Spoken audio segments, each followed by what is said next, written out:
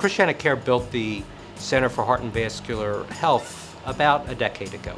And unlike other centers, we focused on health rather than treatment of disease. So we then started to focus on prevention and what we could do to try to decrease the overall incidence of cardiovascular disease in Delaware, to treat people when they're ill and return them to health, and more importantly, to prevent people who are not ill from becoming ill. So that's a public health issue. We need to get to the public to let them know that they need to take better care of themselves.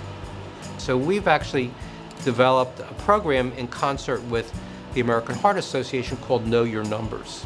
So we offer a free screening. You just fill out a form on the internet. You have an appointment. You meet with a prevention nurse for an hour. They go over various vital signs. And then we sit down as a team, review the information, and then send back to the individual what our recommendations are. And if they have a primary care physician, we send that information back to the primary care physician. If they don't have a primary care physician, we find them a primary care physician. Well, Know Your Numbers is starting with the basics, that we all really need to know what our cholesterol numbers are, what our blood pressure readings are, and a new number for a lot of people is actually beginning to know what their waist size is. An increased waist size leads to increased risk for cardiovascular disease, for high blood pressure, and for diabetes. For men, it's not the same as their pant size. And for women, we typically go for what we would call our seamstress waist, which is quite different than measuring over the belly button, which is where you actually measure your waist size.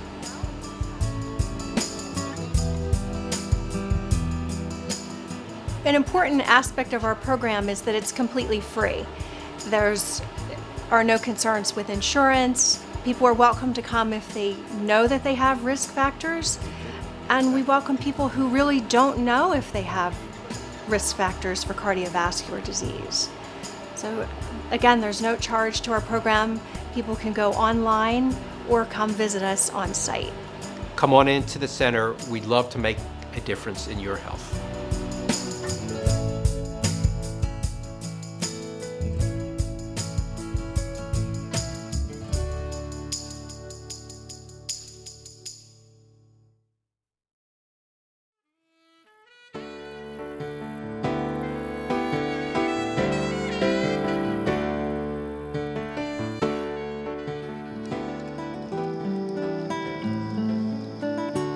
Hi, I'm Governor Jack Markell. I'm Carla Markell.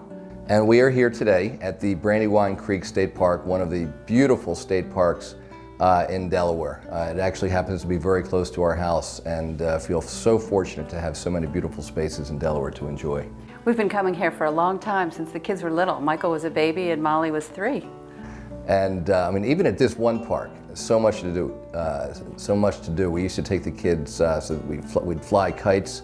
There's a golf frisbee course here, and just incredible trails to enjoy. Do you remember when they were little, they were really into the Billy Goat's Gruff, and we'd come down here to the little bridge, and we'd all act out the Billy Goat's Gruff with the kids? They're going to be so thrilled to hear this video, to have everybody know about it. But it's so true. You can just use your imagination at the park, and you never know where it's going to take you. When you start walking with the kids, they find things that we may not even think about. You know, for our kids, they're now 19 and 17, but they benefited so much growing up here in Delaware from all of the time that they spent outside. Yeah, I think when you walk through the parks with the kids, or you go to the beach with the kids, as parents, we're never sure what they're going to discover, but the kids have a way of making nature come alive, when they're little especially. They really know how to find things and appreciate things. And as parents, we get to see the world through their eyes, which was wonderful also. And we've got a campaign in Delaware now called No Child Left Inside, because the fact is, kids spend so much time on screens these days, whether it's TV, the computer, a video game, and it's just not good for them. And it's so much better for them if they can get outside, enjoy all that this beautiful state has to offer. Yeah, we take regular hikes outside with the kids and with our dog when they're home from college or home from school. Both of our kids just have a great appreciation for nature and the outdoors, and love hiking and biking and camping, and really are very environmentally conscious. they are the ones that instilled recycling in us as parents, and our daughter is really a big composter.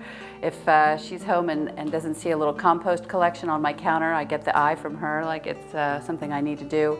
So both of our kids just have a great appreciation and conscience for nature.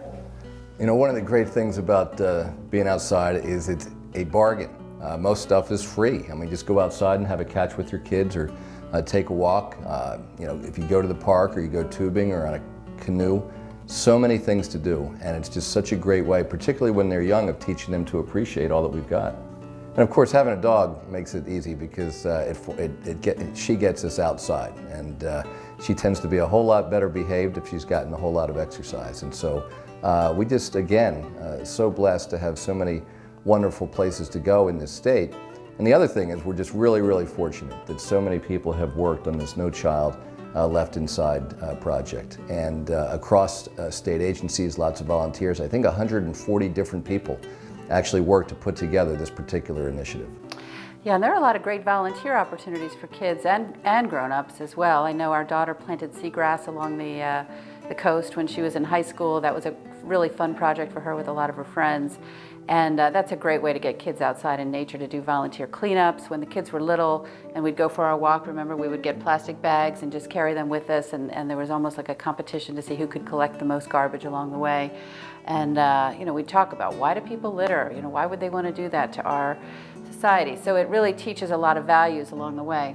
Although I would tell you, if you do a volunteer cleanup, particularly if it's on the river, do not get in a boat with Colin O'Mara, our Secretary of the Department of Natural Resources. He and I were in a boat together, and of course the motor froze up, and we drifted over to the side, and I think we ended up being rescued by a high school football team, either from Dickinson or McCain, and they came to the rescue. So stay away from Colin O'Mara if you're on a cleanup. I think the rain stopped. Why don't we take a walk before you go to work? I think that's a great idea. Okay. All right.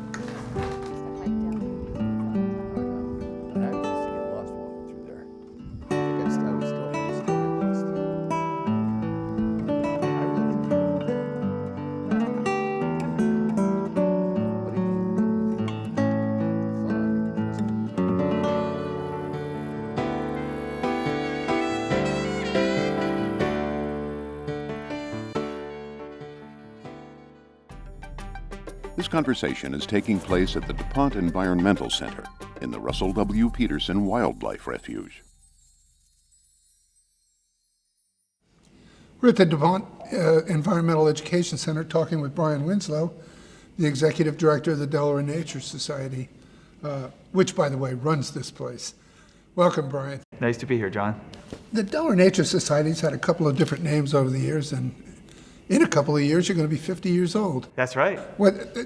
Tell us what DNS is all about. You know, we talk a lot about that in the office, especially since I'm relatively new, being there 5 months. And I think we sum it up in three things that we do well. We do conservation of land and open spaces and managing those lands. We do education, which is really a huge part of our mission, is environmental education. And I think just as important, though, is the advocacy piece, in which we try to take those two things into action to preserve clean water, clean air, open spaces.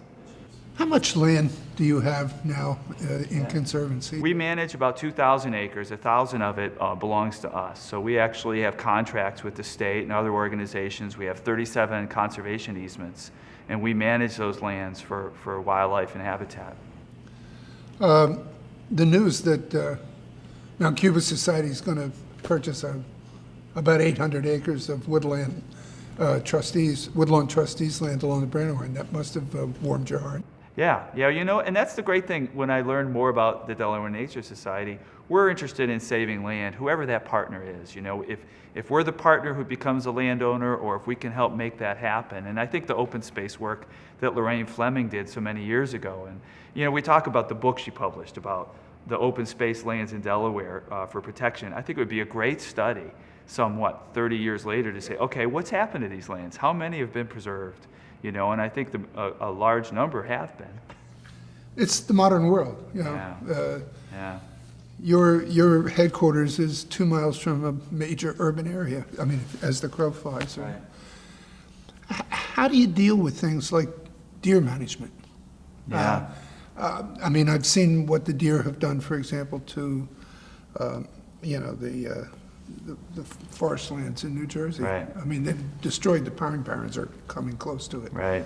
What do you do to keep the balance? Yeah, that's a tough one. I mean, it's tough because the deer are plentiful, and as there's more and more residential areas, it's more and more difficult to control the population through hunting means. I think a lot of people don't understand is if the deer eat Yes. the low shrubs, Yeah. the berries are going for the birds, and the droppings, there's nothing left for the other flora and fauna.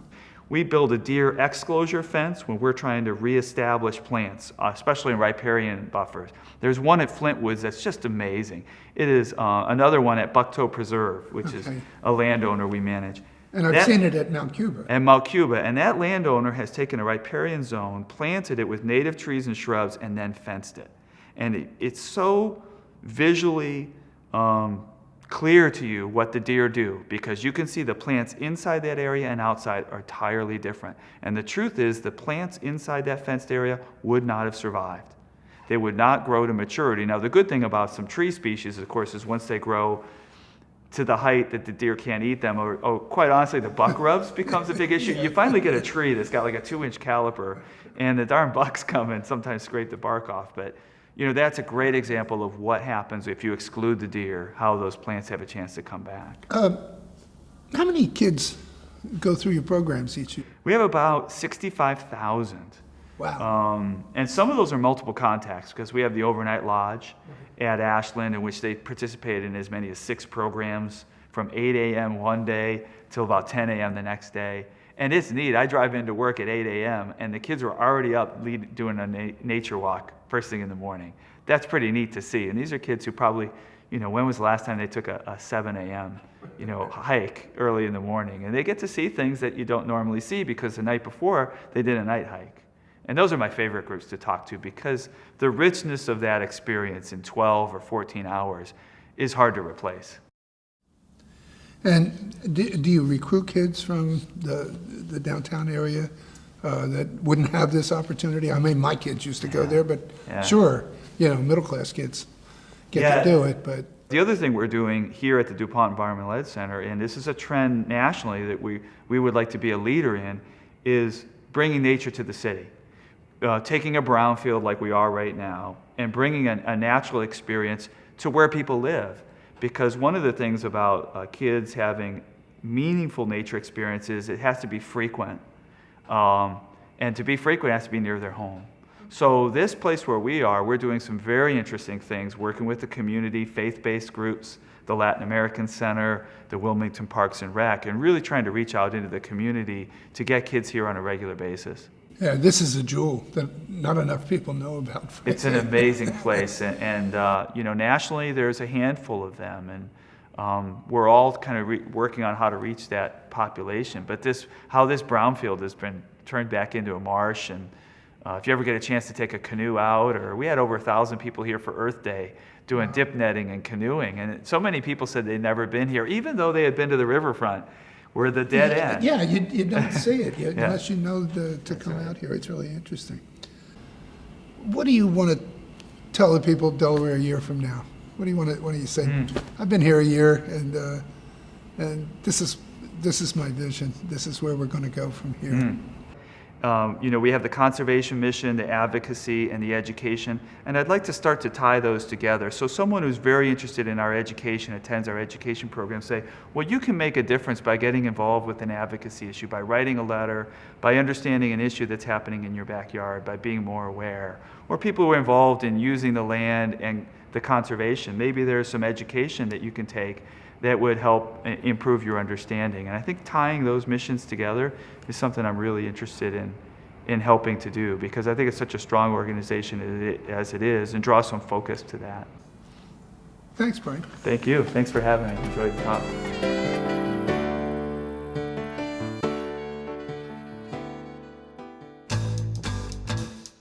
Composting has existed as long as the earth has existed.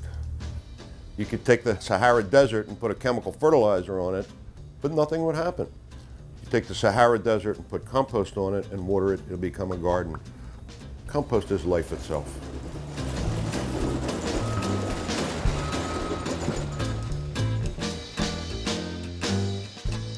For composting to occur efficiently, you need certain ingredients. You need carbon, you need nitrogen.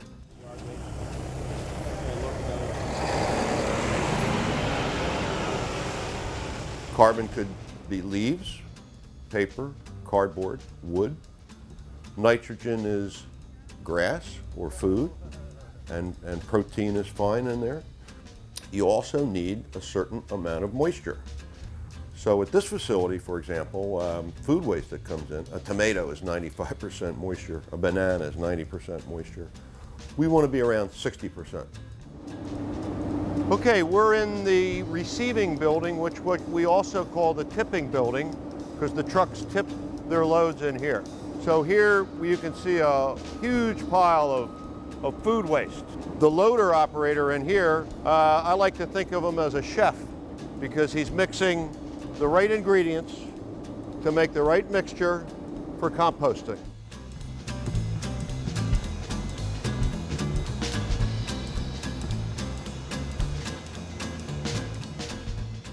So we get the right carbon and nitrogen. By blending those materials, we get the right moisture, and then also the third element is air or oxygen. And we do that by blowing air through air compressors or air blowers up through the material. We're optimizing natural conditions. We're using modern fermentation technique to feed the microbes. So even though we have 20 people working here, we have billions of microbes, and they do most of the work.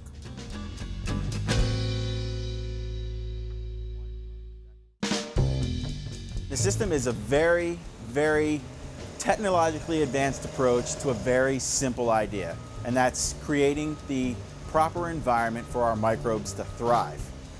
Take those materials, we put a cover over top of them that consists of Gore fabric, and we put two probes in. One is a temperature probe and one is an oxygen probe. This is how you prove to your regulators that you're meeting your regulatory obligations that are outlined in your permit. The types of feedstocks that we're bringing in, the food waste, that food waste contains certain pathogens like Salmonella, E. coli, a little bit of fecal coliform. Those things are dangerous. You know, they can make people sick. The only way to destroy those pathogens is with thermal treatment. That's using heat over a very specific duration of time. So as long as we're promoting an efficient environment for our microbes to work, we will get the temperatures needed to cook the material and pasteurize it out into a safe and stable product. So the temperatures are a byproduct of us creating ideal conditions for microbes to work. It creates an incredibly efficient system. What we're able to do is take our feedstocks from our tipping floor to finished compost ready to be screened in 8 weeks. That is a tremendous feat.